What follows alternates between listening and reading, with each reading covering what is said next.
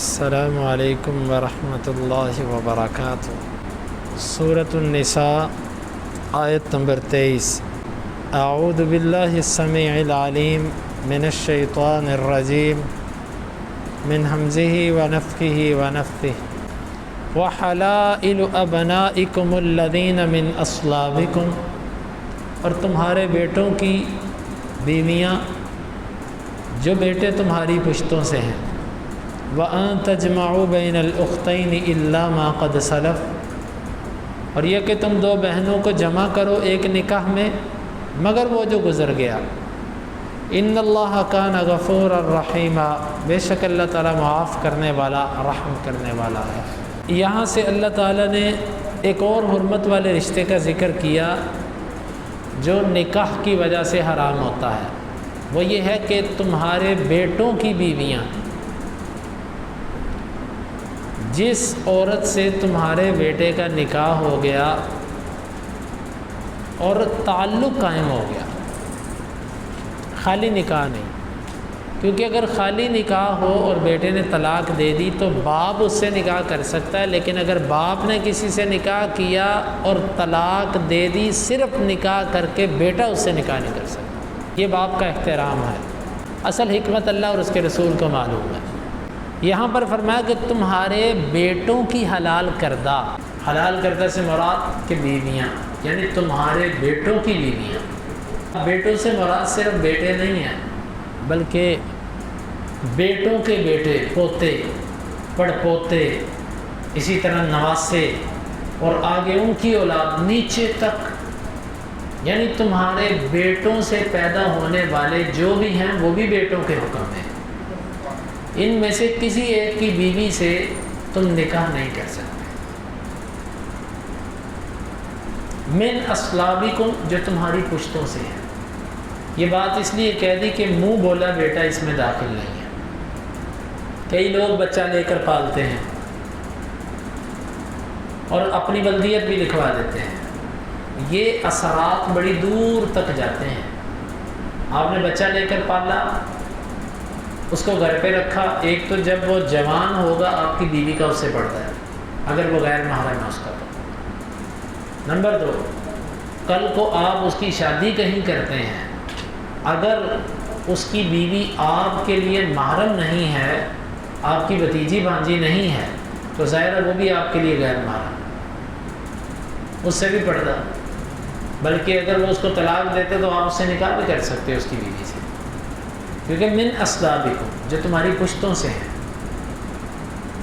تو اس لیے جو منہ بولے بچے کے معاملات ہوتے ہیں یہ بڑے حساس ہوتے ہیں، اسی لیے کہتے ہیں کہ بیٹا لینا ہو تو عورت کے خاندان سے لو، یعنی عورت کا محرم ہو، اور اگر بچی لینی ہو تو مرد کے خاندان سے لو، یعنی مرد کے لیے وہ محرم ہو، تاکہ کل کو اسے مرد سے پردہ نہ کرنا پڑے، اور بچہ اگر عورت کے بہن کا یا بھائی کا ہوگا تو اسے اس سے پردہ نہیں کرنا پڑے۔ اس کے باوجود جو آگے کے احکام ہیں، مثلا اس کی بیوی سے نکاح ہو سکتا ہے، یا اسی طرح وراثت میں وہ حصے دار نہیں ہے، ولدیت اس پہ نہیں لکھوائی جا سکتی، یہ سب کے سب معاملات الگ ہیں۔ تو یہاں پر اس آیت مبارکہ میں فرمایا کہ جس سے تمہارے بیٹے نکاح کر لیں اور وہ تمہارے حقیقی بیٹے ہیں، ان سے بھی تمہارا نکاح نہیں ہو سکتا۔ بس بیٹے نے طلاق دے دی، چھوڑ دیا، نکاح نہیں ہو سکتا اس سے، اپنی بہو سے نکاح نہیں ہو سکتا۔ وَأَن تَجْمَعُوا بَيْنَ الْأُخْتَيْنِ، اور یہ کہ تم دو بہنوں کو جمع کرو۔ دو بہنیں ایک بندے کے نکاح میں بیک وقت جمع نہیں ہو سکتی۔ ہاں، ایک سے آپ نے نکاح کیا، اس کو آپ نے طلاق دے دی، پھر آپ اس کی بہن سے نکاح کرنا چاہتے ہیں تو ٹھیک ہے، آپ کر لیں، لیکن ایک نقطہ، اگر آپ نے اس کی بہن کو طلاق دی، اب اس کی دوسری بہن سے آپ شادی کرنا چاہتے ہیں، تو اس کے لیے ضروری ہے کہ آپ عدت پوری ہونے دیں، کیونکہ جب تک عورت عدت کے اندر ہوتی ہے وہ آپ کی دوبارہ بیوی بن سکتی ہے، اگر طلاق رجعی ہو، پہلی اور دوسری طلاق ہو تو عدت کے اندر آپ نے ایسے رشتے سے نکاح نہیں کرنا جو رشتہ اس عورت کے نکاح میں ہوتے ہوئے آپ کے پاس نہیں آ سکتا۔ مثلا اس کی بہن ہے، اس کی خالہ ہے، اس کی پھوپھی، ہاں اس کے خاندان سے باہر، یا ایسی عورت جو اس کے لیے اس کے ہوتے ہوئے بھی بیوی بن سکتی تھی، اس سے آپ نکاح کر سکتے ہیں، عدت میں بھی ہو تو آپ کر سکتے ہیں، کیونکہ مرد کے لیے تو کوئی عدت نہیں ہے۔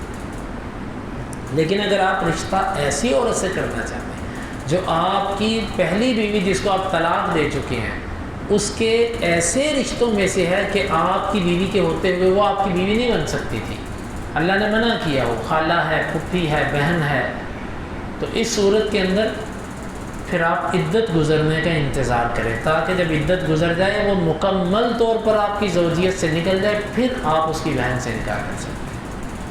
اب یہاں پر ایک فقہی مسئلہ ہے، ایک بندہ کسی عورت سے زنا کرتا ہے، زنا کرنے کی وجہ سے کیا، کیونکہ جس عورت سے آپ نے نکاح کیا اس کی ماں تو آپ پر حرام ہوگی، لیکن جس عورت سے زنا کیا اس کی ماں بھی حرام ہو گئی یا اس کی بیٹی بھی حرام ہو گئی۔ یہ کئی دفعہ مسئلے پوچھے بنے ہیں، کئی دفعہ میرے پاس بھی ایک دو مسئلے آئے ہیں ادھر کہ اس طریقے سے کہ میں نے ایسی غلطی کی تھی، کسی عورت سے برائی کی، ابھی اسی عورت کی بیٹی سے میری شادی ہو رہی ہے، تو کیا میرا اس سے نکاح جائز ہے؟ اس سلسلے میں اہل علم کے دو موقف ہیں۔ ایک موقف وہ ہے جو ابن عباس رضی اللہ عنہ یا دیگر جمہور اہل علم کا ہے، اور یہ موقف مضبوط بھی ہے۔ وہ کہتے ہیں کہ ان الحرام لا یحرم الحلال، جو حرام ہوتا ہے وہ حلال کو حرام نہیں کرتا۔ خلاصہ اس مذہب کا یہ ہے کہ اسلام نے جو رشتے بتائے ہیں نا، وہ نکاح کی وجہ سے حرام ہونا بتایا، تو زنا جو ہوتا ہے یہ نکاح نہیں ہوتا۔ لہذا جس عورت سے زنا کیا، جب اس عورت سے آپ کا نکاح ہو سکتا ہے تو اس کی ماں سے یا اس کی بیٹی سے کیوں نہیں ہو سکتا؟ ہاں، بیٹی سے ایک صورت میں نہیں ہو سکتا کہ اگر جس سے زنا کیا اس سے پیدا ہونے والی بچی سے ہی جو آپ کے نطفے سے پیدا ہوئی ہے، آپ اسی بچی سے زنا کرنا چاہتے تو وہ آپ کی بیٹی کے قائم مقام ہے، اس سے نہیں ہو سکتا۔ باقی حرمت کا جو رشتہ ہے وہ اسی صورت کے اندر ہے کہ نکاح ہو، کیونکہ اللہ تعالیٰ نے نکاح کی حرمت بیان کی ہے، زنا کی حرمت نہیں بیان کی۔ ایک بات۔ دوسری بات، اللہ تعالیٰ نے فرمایا وَأُحِلَّ لَكُم مَّا وَرَاءَ ذَلِكُمْ، اللہ نے یہ رشتے بیان کرنے کے بعد فرمایا کہ اس کے علاوہ جتنے رشتے ہیں وہ سب کے سب تمہارے لیے حلال ہیں۔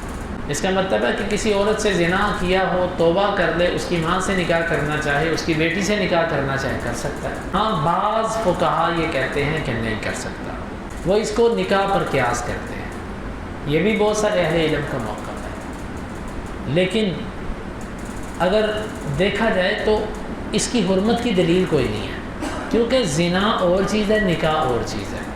نکاح کے احترام کی وجہ سے کچھ رشتے حرام ہوتے ہیں، تو زنا کے لیے تو کوئی احترام نہیں۔ واللہ عالم بالصواب، اس میں یہی سمجھ آتی ہے کہ اس سے حرمت ثابت نہیں ہوتی زنا سے۔ اور اسی طرح جس عورت سے زنا کیا ہے، کیا اس عورت کے ساتھ زانی کا باپ نکاح کر سکتا ہے یا زانی کا بیٹا نکاح کر سکتا ہے؟ تو جو اہل علم کہتے ہیں نکاح زنا سے حرمت نہیں ہوتی، وہ کہتے ہیں کر سکتا ہے۔